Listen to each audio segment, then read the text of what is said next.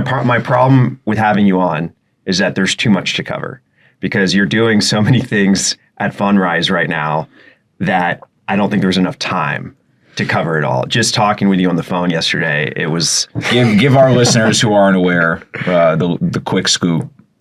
Yeah, the elevator pitch of what Fundrise is, and then we'll go into your background, how you got into real estate. Great. Okay. So I co-founded Fundrise in 2012 to democratize investing to real estate. And so Fundrise is an investment platform to invest into alternatives.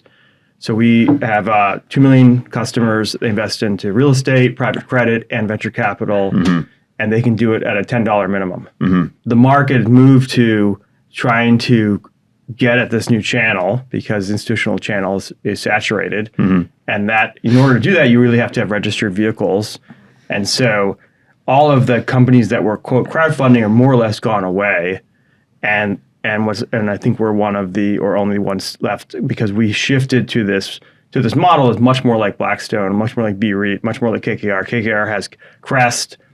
Like they're all moved to offering private credit or real estate or other kinds of registered vehicles to essentially anyone. And they either do that through the wealth channel. We do it direct and through the wealth channel and through, you can go on SoFi, which is, and buy our funds. So they're registered public funds, with ticker symbols. Yeah.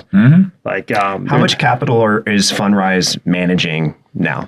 We have about $3.4 billion of equity under management. So that's about $7 billion real estate. And then we have private credit, and then we have a venture capital fund. Okay. Well, let's take a step back. Talk to us about how you got into real estate to begin with. I know you have an interesting story just from your family's perspective and working with your dad, but then you spun off and did all this crazy, awesome, interesting stuff. Yeah. So, my father is a real estate developer. I guess if you're a real estate developer, you always are.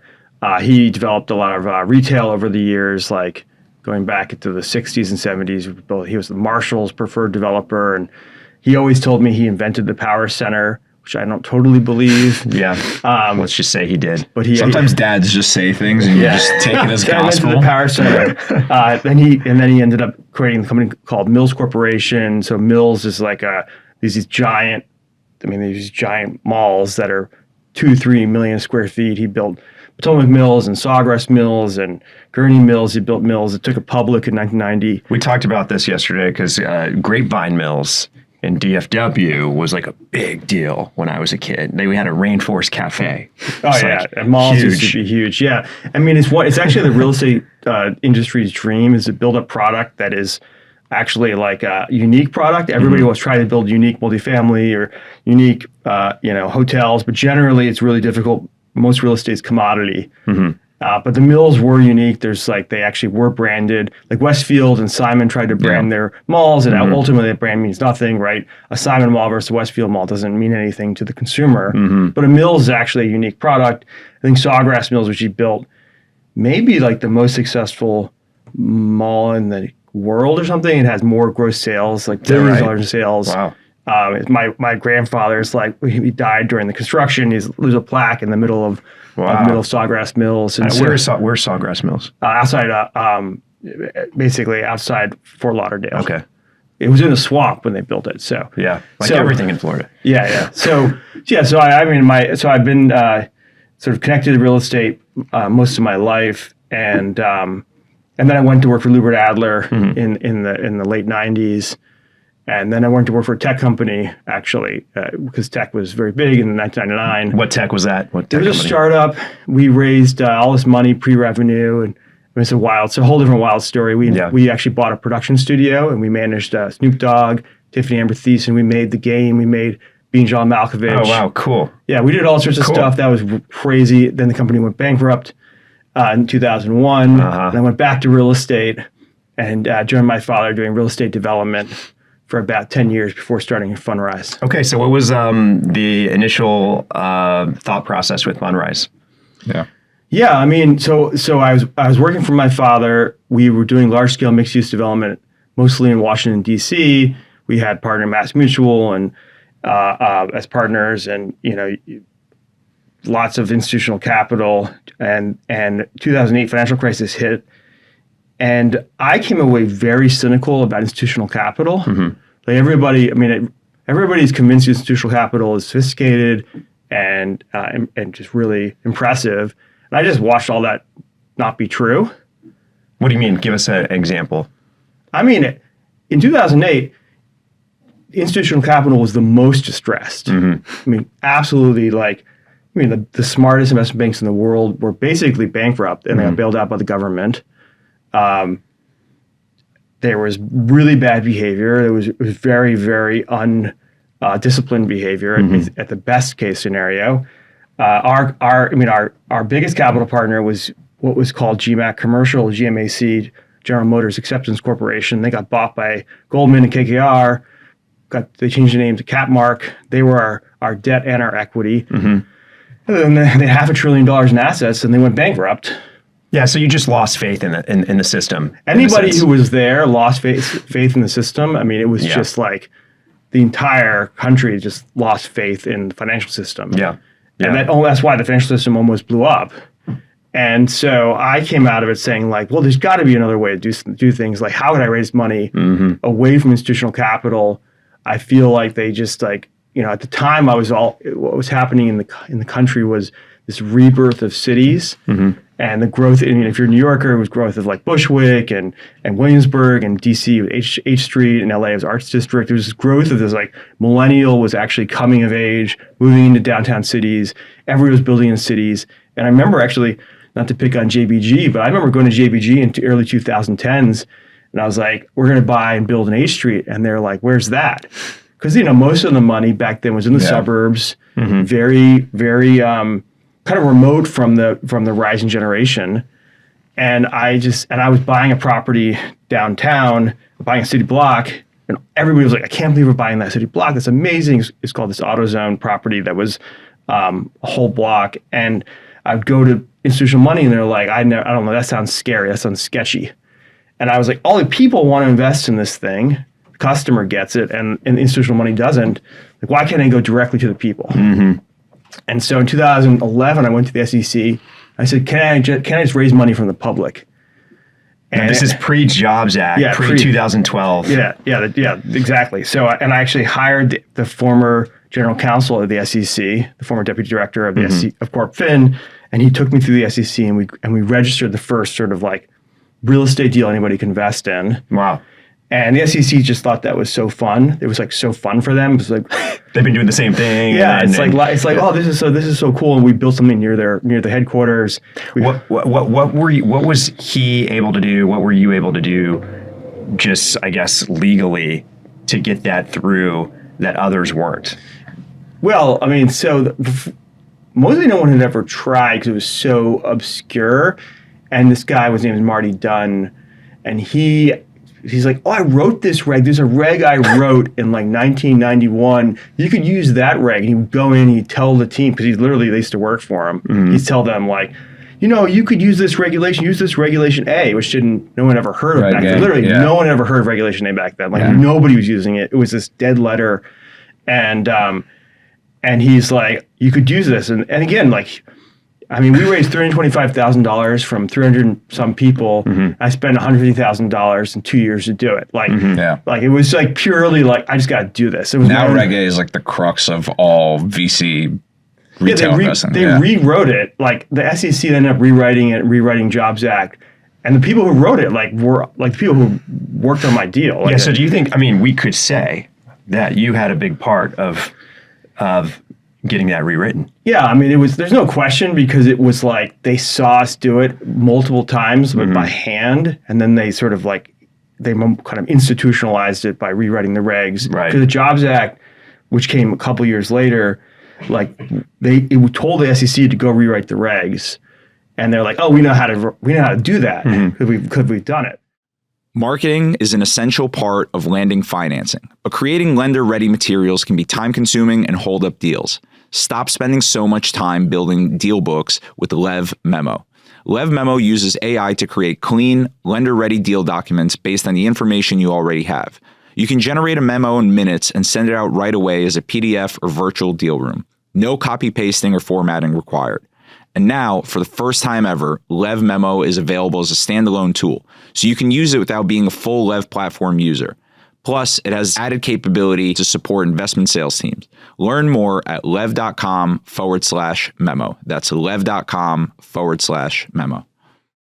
And just so everyone knows, these regulations basically just opened up pools of capital from retail investors. Yeah, Kickstarter was like, at the time, this like, oh my God, people will just like give money away just to build something they care about. Right. And so, and the funny thing is then when they finally passed Reg A, they passed the Jobs Act, and we were originally doing like our own deals, and then we started lending to other deals. Because as a real estate developer, I didn't trust other real estate developers. So I always lend to them. I wouldn't just give them equity. And then, but what happened was by the time that started to scale in 2014, there were like 100 copycats. And I said, well, this is not a good idea. Deal by deal funding is like really brittle. It's going to blow up. Like you can't, like no institutional investor does deal by deal. Everything is a fund. Right. So I shifted away from that. And in 2015, we started doing funds. And we got rid of deal by deal. We ultimately got all those deals paid off. We did 44 deals, all of them paid off. And I said, we have to do fund management. Who do I want to be when I grow up? Do I want to be a syndicator, or do I want to be a fund manager? Do I want to be Blackstone? Or and I was like, obviously like the goal is to try to be Blackstone or some other way like that, but with technology. And so we went to a fund management business in 2015. Got it. Well, tell us, I'm curious, tell us about the first deal. Or was that AutoZone deal the first deal? No, the first deal was a deal. We bought an old building. This is like so 2010s hipster era, and where everybody's wearing skinny jeans and like Alex still does. You bought a skinny jean factory? What happened? I had some really sweet skinny jeans, like from some. They'll come back. By the way, we all felt that at the time. Now wide jeans are a thing. No, actually, I've heard skinny jeans are coming back. Yeah. So I got my indigo. I just saw wide jeans. Jack just bought his first. No, wide I'm telling you, jeans. they're coming back. And then apparently short socks are kind of long socks. Now short socks. Yeah. You can't throw them away. You got to keep them for the next cycle. Yeah. I could pull off skinny jeans back then. So anyways, like we bought this building in this emerging neighborhood called 8th Street Northeast, and in the building, it's such a piece of history, right? So like the riots in 1968 killed certain neighborhoods, tanks rolled through the streets. So this building had actually been basically vacant hadn't had a certificate of occupancy since 1968. And it had been used for all sorts of sketchy stuff. We bought it. And we this is what was happening back then. You buy an old building, you just rip it all out, you gut it, and then we put in like this LA restaurants, and it's actually funny. It's actually where the SEC takes all new recruits for lunch their first day to show them. No, nothing. They're just right. I didn't put a plaque on it. The offices. I should have put a Fundrise plaque because it's good marketing. Yeah, because they don't even know that it's actually the first. Yeah, deal, that's really cool. What's the restaurant there? It's called Maquetto. Oh, I've been there 1,000. It's got the clothing store and then the restaurant up top. Yeah, of course. By the way, it's the only reason I realized that that was my thought prior to you telling me that it was Maquetto, was because you said it was the most hipster thing you could imagine, and I had to look back into the Rolodex what's the most hipster thing on 8th Street? Yes, 100% Maquetto. Great spot. Yes, it's really good. Hey, you had some real good foresight there with that one. Yeah, I mean, the thing about being a real estate person, this is like a general lesson, right? Your strengths are always your weaknesses. So we love real estate, love design, handcraft design. Like that was if you know anything about DC, it's really well designed space. Like it's for DC, it's like one of the nicest spaces, right? Yeah, I would agree with that. Yeah, and the problem is it doesn't scale. Does not scale. But so we in the beginning where we're doing all sorts of handcrafted things, thinking that was how we drive value for our investors, and later we left all the urban infill in 2017 and just started only doing Class B, value add, multifamily, Sunbelt, right? Which is like that opposite, the most boring thing on earth. But man, is that a great investment class into the scale? And we stopped and we shifted, but we do still do. We're building and about to open a giant restaurant in LA that's sort of like Maquetto 2.0 it's called Maidon. But you're not operating it. Well, we did all the construction management. No, we have a restaurant partner. Okay, you're doing that. Yeah. So, but I think it's going to be really cool. This time I do have a plaque on it. So So we like, this is always like confounds it, because we have software engineers, we have mobile apps, we have like microservices, we have APIs, we have all this fund clearing software for millions of investors. But then we have fund management, we have regulated funds, reporting the SEC, all the normal fund management for a public fund complex like T. Rowe Price or something. And then we have real estate people doing construction management and leasing, and we deal with squatters, and we're dealing with designing what kind of countertops we want in the space. And we go from like the digital bit all the way down to the screw. Mm-hmm. And we're just sort of obsessive compulsive about controlling everything. Well, let's talk about that. So you're mentioning how vertically integrated you are, and you have the venture side of the business. But since this is a real estate podcast, we'll talk about real estate. Tell us about the different types of real estate that you're in, and also just in terms of the capital stack where you sit. Yeah, I mean, my opinion, especially after a decade of doing or maybe 15 years doing Fundrise, is that it's all about trend. Mm-hmm. The macro trend, I have a belief in real estate, 80% of returns are beta, 80% of returns are macro, 20% are alpha, 20% are operations. I mean, it's just like, when COVID hits, I don't care if you're the best office operator in the world, you're smoked. Yeah. 2008, same thing. Interest rates hit. I mean, it's just such a bigger driver. And so getting on the right macro trend or getting the right macro tailwinds is so critical. So if you look back, I was in the mall business. Malls absolutely destroyed by e-commerce. No one in the mall business woke up to it till 2011. They were so late to realize how much retail was going to be devastated by malls, by e-commerce. Industrial was the opposite. That was the tailwind for e-commerce. And then you saw COVID do work from home. And now we're headed to AI. So I look at real estate as kind of a levered GDP bet on a macro trend in a place. If you pick the where and the what, that's most of the alpha. You say, okay, demographic shifts, Sun Belt, Class B multifamily, or you say industrial, urban infill, like that. LA. That is far more important than which apartment building you buy in Dallas. Mm-hmm.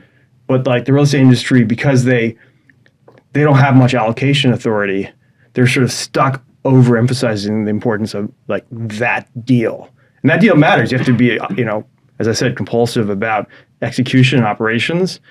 But it is the alpha is mostly in being in the right trend. Yeah. Yeah. Okay. Well, on that note, so what are the trends? What have you been invested in? What's been a success? What hasn't? Yeah, so we were urban infill, LA, New York, mm-hmm. DC. And that's kind of how you started. That's how we started. We had probably a few $100 million in that. We shifted to Class B multifamily in the 2016, 17, 18. We did that up until about 20. Great timing, by the way. Yeah. I mean, we were mostly lending in the sort of mid 2010s, and we were just seeing. We did this deal with this sponsor, came to us for JV equity, and mm-hmm. we're like, no, we're not doing JV equity, we'll do pref. We'll do and so we bought this apartment building in Bend, Oregon. We put in half, he put in half the equity, we put in half his preferred fixed return senior mm-hmm. to his equity. At the time, literally, the preferred equity wasn't even a term. Mm-hmm. It meant equity. It was a way to get around mez. It was because that's largely how it started. Yeah, because the lenders didn't want to allow mez after the 2008 financial crisis. So it was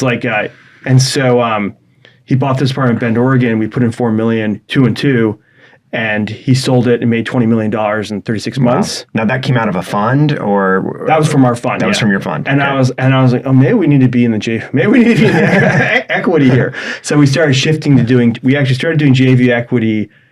For Class B multifamily, we did partnerships with True America, Peak, ALA. So Class B multifamily value add, we were joint venture equity where we put up 90% of the capital. They do 10%. We write a check of $20 million or mm-hmm. something. We did probably 10,000 units of that Class B multifamily, and then we shifted. We were growing too fast. With this Regulation A, it's just too small. Mm-hmm. You can only raise $75 million a year. By 2020, we're raising. Can you explain that to me? Why can you only raise 75 million? That's just the velocity of dollars you were getting from investors? It's in the regulations, yeah. It caps you at 75 million. $75 million. So we would start a fund, we'd raise $75 million, and we'd have to start another fund. Got it. So that's just per fund, you were capped at 75 million. It's per issuer. So it could be a real estate deal, it could be a venture capital. Like it could be you have raised, if you were trying to do equity, could you have been like, Common A, 75, no, it's Common B? It's by issuer. So if the regs think about it as like, I'm a company, I'm Uber, I can raise $75 million from this like regulation. So we said, oh, this isn't working for us because we have to keep starting new funds. So we shifted, and that's when we developed this concept of using the mutual fund structure, 40 Act fund, investment companies. We registered our first investment company with the SEC, which took a lot of back and forth because they'd never seen a REIT. It was like the first REIT 40 Act fund. KKR did it contemporaneous with us. And so why we want to do that, I mean, this gets a little technical, is that 40 Act funds are covered securities. You can just register once with the SEC. You don't have to go through blue sky with all the states. So we registered a 40 Act fund. That was, we got that through during sort of COVID, and we launched that, and we were raising $1 billion. We raised $1 billion into that fund in less than 12 months. Wow. And we at the time, we were like, okay, what we want to do is actually, this is COVID. COVID hits March 2020. And so here's a deal story. So we had done some JV equity in a multifamily deal in, actually, I think Dallas. It was either Dallas or Houston. And we were talking to the property manager, and the property manager says, the first floor is all leased up, 100% leased, but we're having trouble leasing the top floors. And I said, no, you mean the opposite, right? That doesn't make any sense. They're like, no. This is like 2019. Just two stories. They were talking about how the first floor is leased up so well. And this is like 2019, I think. And we're like, no, the top floor is always leased up first. Like, no, these first floors have like these little front doors and these little gardens. They have like this like idea of like, you have this sort of almost feels like a house. And we're like, oh, that's interesting. Like they basically turned an apartment building into a house. Like, I wonder if we could do that. And we bought a piece of land and we went to some home builders and we said, hey, can you build these like homes for rent for us? And the home builders said, no, that's horrible. It'll destroy our brands. We can't have renters in our communities. We don't want to be associated with renting. And that's like 2019. And we went to like Ashton Woods and Lennar and LGI and all these people. And they're like, no, never. And then March 2020 hit, COVID hit, and all home buying stopped. The home builders were freaked out. COVID hit. They're like, we're going to be wiped out.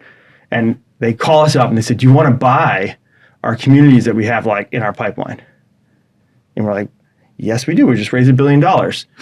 And so we tied up like thousands of homes over the course of like, then they deliver over 2 years. We bought $500 million in homes in like 1 month from like a bunch of home builders in March, April, May 2020. Yeah. I think you had mentioned, or I read somewhere, 10,000 homes at some point. Did I make that up? We also bought lots. We also became a land banker for them too, because again, they were just freaked out, and we just like, the whole thing is that you just have to have money when everyone else is like distressed. So we had money and they were distressed, and we tied it all up. And then, 6 months later, the world flips over and like we have these lots in Austin and Atlanta and Houston. We had all over the Sun Belt. And it's just like, the market just went crazy. But that's how we stood up Build for Rent, because at the time it wasn't called Build for Rent. There were no sponsors doing it. Yeah. And we just saw the opportunity. Then we ended up with thousands of lots that were, they delivering. Not lots, sorry. Homes are delivering to us. You have a community. We bought 50 communities, 5,000 homes, and it became a operational nightmare. Really tough, because you're talking about they deliver 10 homes per community per month across 50 communities. Right. So you have and you're doing C of O. You're going in. You're having to make them rent ready. You have to put in. You don't have enough density in one certain area to scale, but it's a logistical They're not scattered. They're communities. Oh, okay. Their whole we would buy 100 homes together, or 150 homes, or 75 homes.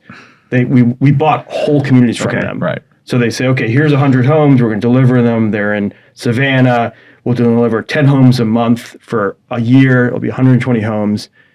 But, they deliver 10 homes. We have to get in there. We have to basically coordinate all the inspections with the home builder, for the warranty, with the city. We have to replace all of this. They would build it for sale. You need to make it for rent. So you'd actually have to go in and put in like a lot of different equipment. You spend $5,000-$10,000. It's not as efficient. It's not rent ready.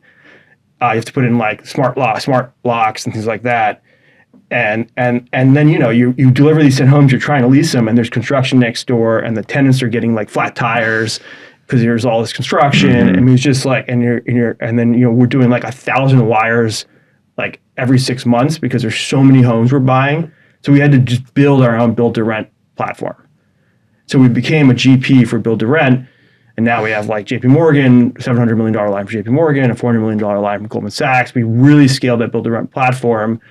And our GP charges no carried interest. We charge no fund carried interest. We charge no carried interest at the GP level. So our investors are getting like for $10 minimums into the fund, into the build to rent at essentially cost. And so, we built an entire software platform around how, because you can't have 1,000 homes or 5,000 homes. How does Fundrise make money on something like that? You charge a fee. We just charge real estate, like development fee, leasing fee. Got it. Like asset management fee, so it's a much, much thinner fee model than normal in real estate. I mean, it's closer to public REIT in a way, where they have but it's not like, so normally private markets, you wouldn't charge, the public REITs have much lower fees than the private market fee managers, If you're managing debt in commercial real estate, it's worth checking out Lev. Lev's the AI platform for commercial real estate. Lev gives you one place to find lenders, launch deals, and keep track of responses without jumping between emails, spreadsheets, and CRMs. You can see everything that's happening with a deal across your team, all in one dashboard. Get the benefits of AI automation without the headache of building agents yourself. It's fast to set up and easy to use, and it's effective. Lev users are launching over $3 billion in deals every month, and they are loving the results. Visit lev.com to try it out. Interesting. Okay, so we know the BTR space is a space that you guys have made a killing in and really saw kind of what the trends were.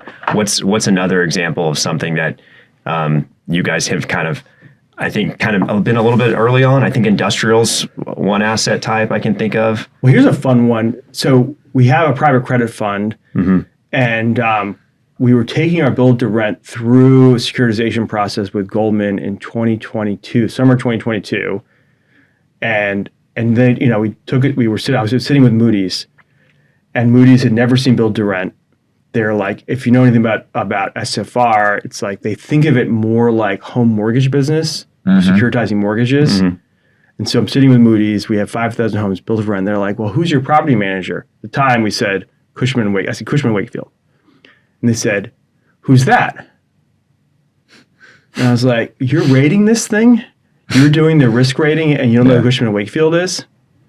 And I was like, this is like, I wonder if this is inefficient. And I said, Goldman, can I see who buys this ABS? So I was on the sell side, and I switched to the buy side. And then fortunately, September 2022, the market craters. So every securitization that comes to market is crickets. And so we look at, the first deal that comes out was by Bridge. And the risk tranche is triple B rated, 15% on the triple B. And so we're like, we'll buy it all. Wow. we'll take it all. We were the certificate holder. And Goldman told me later, because of course Goldman didn't tell me at the time, that we were making the market, because what happened was all the institutional money crowded down, well, they call up the stack in the securitization world, real estate, we go down the stack. They crowded out, they were worried that they shouldn't be in the risk tranche, and they crowded down, and we were like, wait a second. I saw this, and we started, So they bought down the rate on the senior piece, and now your triple B is at 15. Yeah, Amherst, Progress, Pretium, Invitation Homes, and then Bridge. Like, you saw these deals where I remember, like, I saw that deal a year ago. Like, the cap rate that they bought it was for 4.5 or 4.25, and I'm in here at 7 on a triple B at 15, like at $98 a square foot. I'm like, pile in. And we did that for like a year, and then now we got refinanced out of that exact same deal, and that triple B is at 5.5 or something rather than whatever it was, 12 or 14, whatever the number was, and like the implicit cap rate sub 4. So the securitization market has gone from being so fat to being like, now I'm like, wait a second, this cap rate that the securitization market is for all the SFR deals coming through, nobody would buy the equity at that price. Like your triple B is actually worse than where the equity ought to be. And so one of the great things about being in a platform is you can see a lot more of the market. You can see real estate equity. You can think about the real estate as real estate. Like when we started going into the securitization market, we went to this like conference in Miami. There's like a big securitization conference once a year in Miami. We went and met with all the investment desks like RBS and Goldman and Deutsche Bank, and they would say, "What label do you buy?" And I would say, "I don't know what you're talking about. What's that mean?"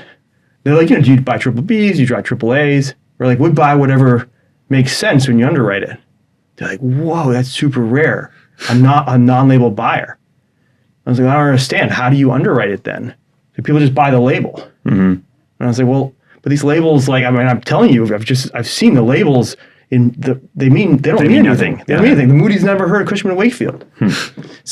So like, there's just so much inefficiency if you can move around across sectors. Like that's why, like, we can talk about tech in a minute, but data centers, right? You can buy data centers as a real estate player in the securitization market, or you can buy it in tech, OpenAI essentially, or CoreWeave or whatever. They're all, it's all the same. It's actually all the same trend. It's just like, where in the stack do you want to be? Right. And so it's so fun and interesting to see these inefficiencies move throughout the sector, and it's all driven by macro. Yeah, and you and I were talking about this. I mean, just seeing the trends of one securitization in the credit space versus the equity space, and what's taking off and what's not taking off. I think obviously you guys have been more players in the credit space recently. Recently, like everybody. But I think that's a fascinating way to look at things. Well, what is it? I'm curious to get your insight on it. So what is it that you guys are seeing in the debt space right now? I think anecdotally we hear a lot. There's a million people in the private debt space, right? That's the new sexy term that everybody uses. Right. So everybody's in private debt. It's getting super competitive. Feds dropped rates. Spreads are coming in, right? So it's only getting harder to get your nut in those. I don't know a better way to say it. So what's keeping you still interested in that space? Is it a certain sector or geography or like? Yeah, we're less interested in the space. Like, as you're saying, like the private credit space got overcrowded, and like you can go get private, like a private debt lender on a multifamily deal at like 220 over 80% leverage, which is like crazy, right? That's basically almost bank leverage pricing, and they're turning around in the back leverage. So I feel like there's I know it on the land banking, everybody crowded into land banking last year, and I think they're going to get blown out, right? Because they came in too late in the cycle and they have too much back leverage. So SFR, as example, SFR was really fat, got too thin, not attractive anymore. Industrial still can be attractive. Data centers is an example of where it's mispriced, where you see the data center space. There's really not much history around it, and I think people are confused because a data center is not the same as a data center. So a data center built in 1990s was built for telephony. A data center built in 2000s, 2010s was built for the internet. Data center built in 2020 is built for AI. Those things are they shouldn't even be called the same thing. They're completely different builds. They're completely different. Everything about it's different. It's like saying, I have a house and I have an apartment building. They're both residential. Right. They're not. They're just like they're nothing to do with each other. And so the data center for a GPU, There's no, like, nobody knows how to underwrite it in Wall Street. They don't know how to price it. There's no like label buying yet. It's just, there's been like sub 10 issuances. There's only like 3 major issuers, QTS and Switch. And so it's just, I think it's mispriced, totally mispriced. They don't understand it. And the real estate industry is convinced it's a bubble already. The real estate industry thinks it's a bubble, and the tech industry thinks it's like there's not enough of it to go around, and we're going to create incredible scarcity. And so Wall Street is like kind of freaked out by it. They know they can make a lot of money moving the paper, but they don't really know how to underwrite it. So they don't want to be the one stuck at the end of the game of hot potatoes. Yeah, I mean, this happens with all the space over and over again, is that it prices wide in the beginning when it's new, and then prices too thin when institutions sort of get the green light. It's sort of like a mindless green light around a certain box. And so right now it's like, it's still, they don't really know. Everything's bespoke. Everything is unique. They're doing like, you know, so it's really wide, complicated. People are freaked out by it. I mean, like, how would you feel about a CoreWeave, you know, financing of just their chips? How long do our chips valuable? 3 years, 6 years, 5 years? Like, technology's moving so quick. And so making it really hard to finance it, which is making it really, really wide. So I think that's like a super interesting, really fun. So where's the play there in your mind?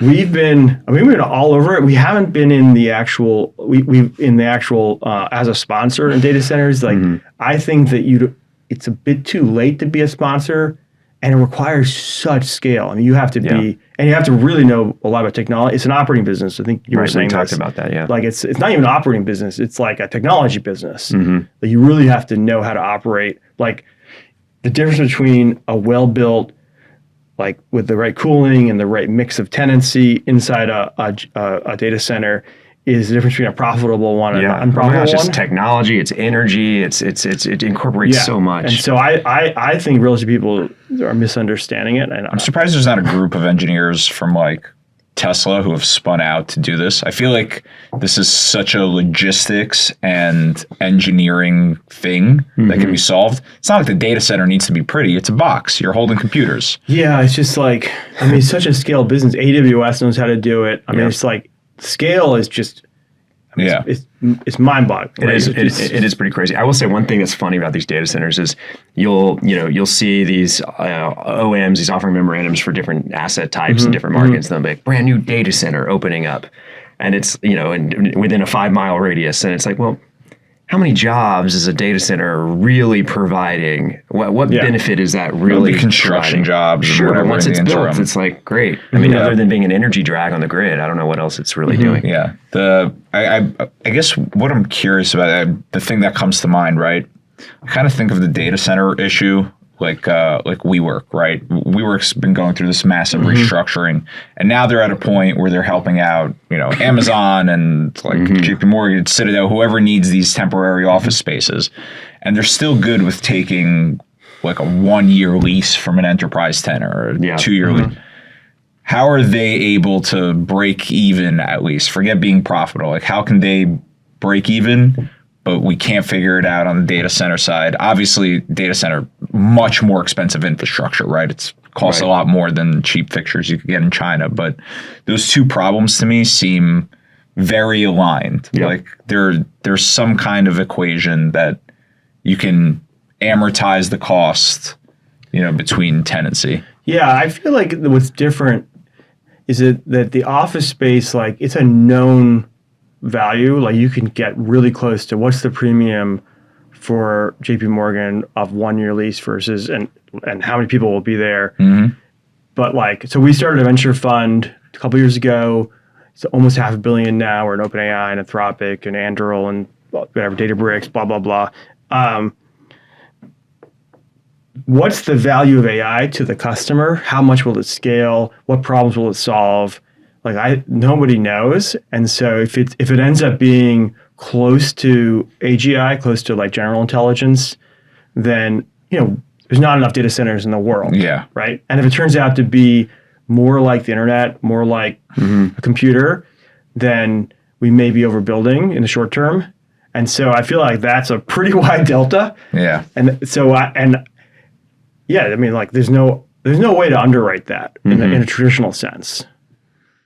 The news is important, but if you're a busy real estate professional like me, you don't have time to skim through dozens of dry and ad-filled media outlets each day. That's why I read the CRE Daily. It's a free email newsletter that cuts through the clutter and delivers concise, witty commentary on the latest trends and transactions in commercial real estate. If you're a commercial real estate professional, you owe it to yourself to try it out and stay on top of what's happening in the industry. It's only 5 minutes a day. Visit credaily.com to sign up for free. It's fascinating. It's just there's so much unknown, really. Well, tell us how you're a tech platform. I mean, tech is one of your key differentiators. So tell us how tech is changing things and how you're utilizing tech that might be a differentiator from competitors. Yeah. So so Fundrise is about 200 people, about half engineers and half real estate, normal business people. Like one of my board members said, if you had only 100 people, you could be in theory the exact same business, right, with like 3.3 billion of equity and have twice as much bottom line profit, but you have 100 software engineers that are doing things that are like high value. And so we really originally built tech. If you think about real estate, people think of real estate only about the real estate side, but if you're looking at the whole value chain, right? The value chain starts with some investor somewhere, could be a teacher, it could be family office. They put it into some sort of vehicle. It could be a pension fund. It could be an endowment. But it goes into some vehicle. That vehicle then goes into another fund, like a Blackstone or a Starwood. That fund goes into a real estate GP's deal, and then it goes into a property. So you really need to think about the real estate industry as the entire value chain. And we started with the end investor, and we've been working our way all the way to the property for now 10 years. And we finally got to the property when we started like vertically integrating our build to rent in 2020, 2021. And there's just so little technology in the real estate itself, but there's actually a ton of data, ton of data. Like when we started like getting into it, like, oh my God, there's millions of transactions at the property in the database. All I get is this T12 spreadsheet from like the Yardi report. Like, what about this millions of data points? Like, this is wild. So we started building software, and then over the last 5 years, we've built like a pretty sophisticated software suite that we're going to like actually roll out. We're about to roll out probably next week or the following week. It's called realai.com, Real AI. And we built a lot of AI into the software. Into the real estate. And what is happening, I was showing this product to a guy who used to be a trader on a quant. And he said, oh, this reminds me of what happened to me in 2008, 2009, where I started trading against Citadel. I started trading against like hedge funds, and at first they just were so much faster than me. But by 2012, 13, it was like playing poker where like someone knew my cards, like they knew my position and they knew how to squeeze me out, and I couldn't trade against this AI. And this, it's funny when you said that, because I'm like, yeah, because like the data we've gathered, we bought, I know Citadel and Rentec and Jane Street has the data and the modeling that we have too, but the real estate industry doesn't. Like, it's not just the data, right? You need to model the data with algorithms so that you can actually get the insights out of it. So and the modeling was a bitch, like really fucking hard. Yeah. And so, but it's just like there's so much value in that, and I think as AI in the next 3 to 5 years, like I would even say like, at what point in the next 10 years is AI better than any real estate person on the planet? Maybe better than 90% of people within 5 years, right? I mean, it's not. That's pretty close. I think one of the big challenges that we always see in real estate tech is the standardization of data, right? That's the hardest thing to do, especially considering the type of owner you are, right? If you're buying it from a legacy family, if it's a non-institution, if it is an institution, right. Like to what extent is of the data are they actually tracking, and how is it categorized, and then you being able to reinterpret that and feed a model. That's the hardest part. Right. So, what's your approach from that angle? Right. So that's what Gen AI did, and it only did it in the last 3 to 6 months, this is what's so exciting about when people talk. First, when people say AI, nobody knows what they mean. Yeah, it's just a fun buzzword right now. So like, what they really mean in this case is attention is all you need, right? It's sort of a specific kind of AI algorithm, and what that does now, recently, is you can take unstructured data, and if you know what the structure should be, you can structure it. And that basically wasn't possible. The tech wasn't there. You couldn't like take an OM or like just tons of unstructured data, dump it into a software program and get anything out of it. You essentially had to model it by hand. Mm-hmm.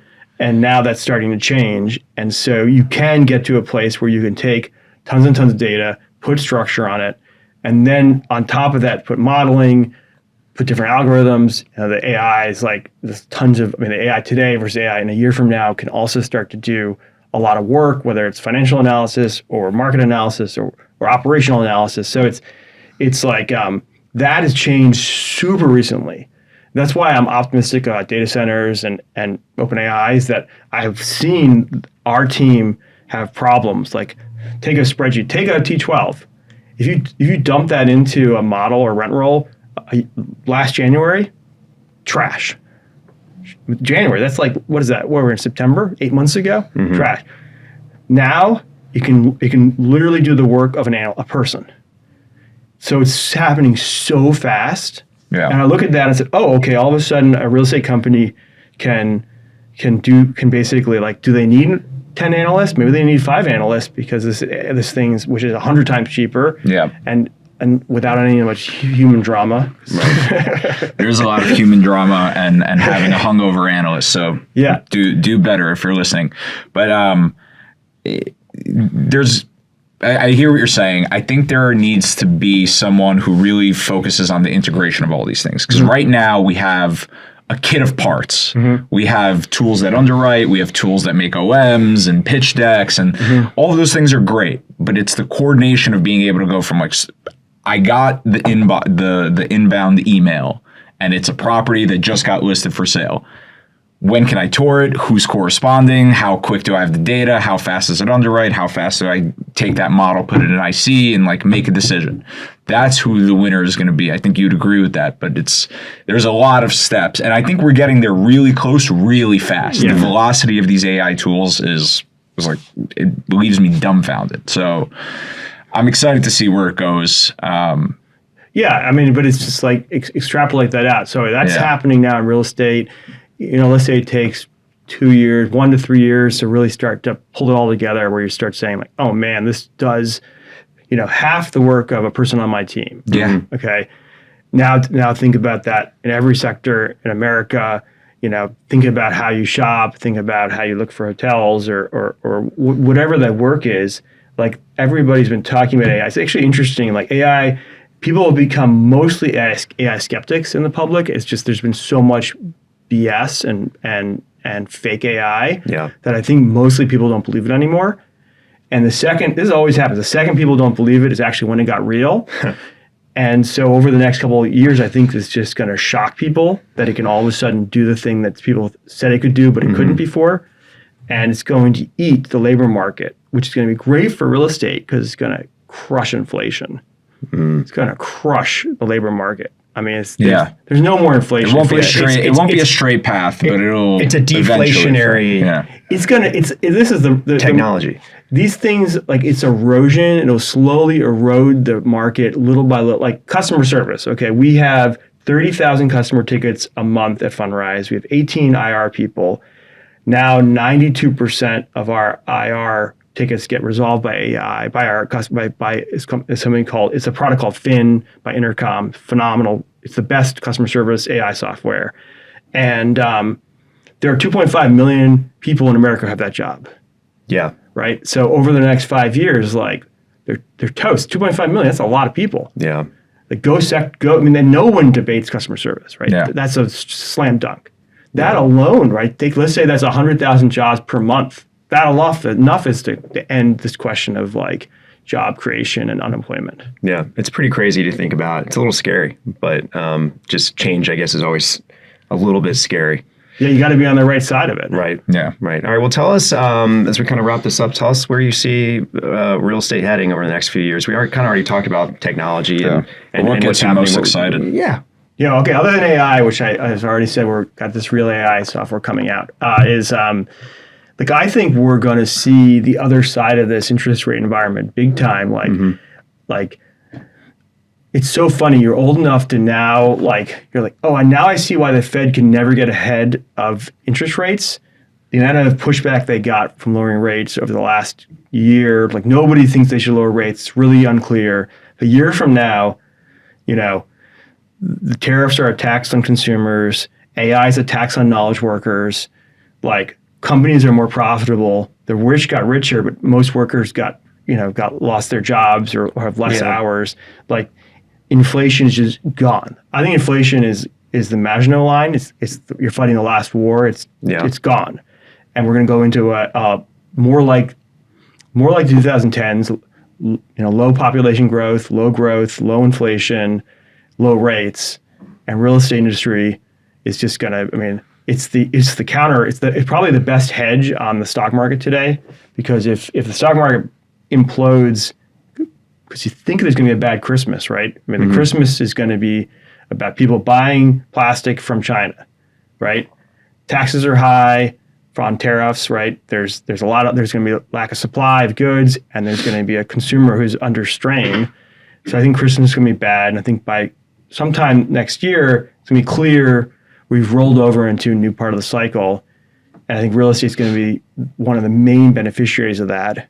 It's really exciting. That's great. I mean, it's not going to be fun. Everybody gets excited about that, but actually, when you go through a recession, it sucks. Yeah. Right. But it's really different. So you think there's going to be some recessionary signs between now and next year? For sure. I mean, it'll be volatile. There'll be some prints that scare people that are hot, and there'll be some prints that are soft, and people are going to say, "Oh, I don't know." Yeah, it's never linear. Right. Right. Everybody wants. So this is what financial modeling is all about. Financial modeling is about linear projections, and nothing is linear. Mm-hmm. And so so usually it's actually nonlinear, right? It's like nothing, that all at once. Yeah. And that's what tech's like. I mean, when you invest in tech companies, it's all about nonlinear.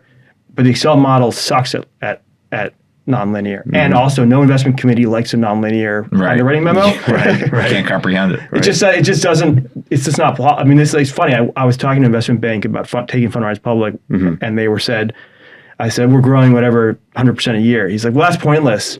Nobody on Wall Street will underwrite that. They'll only underwrite 30%. So don't grow more than 30% because no one on Wall Street will give you. It's wasted growth. Imagine being told not to grow your company. They said, they literally won't underwrite that over 5 years. Interesting. They'll cap you at 30% growth. That's all they'll underwrite, period. And I was like, okay, well, why would anybody go public? So but that's how an investment committee is. Absolutely no way you can go into investment committee. Yeah. We invested in Ramp. They had 100% growth. We invested last year, and our team comes up like, well, should we forecast maybe it goes to 50%? Guess what? A year later, it's still 100%. Yep. Right. Yep. You can't underwrite. No investment committee memo can say 100% for the next 5 years. That's just not how sort of committee structures work. Yeah. And so I think we're in this really exciting sort of asymmetric world that real estate is going to benefit from, and then AI is going to also crush some real estate. I don't know how driverless and work from home and virtual reality, all these things, I don't know how to forecast that, but I know it's going to affect real estate.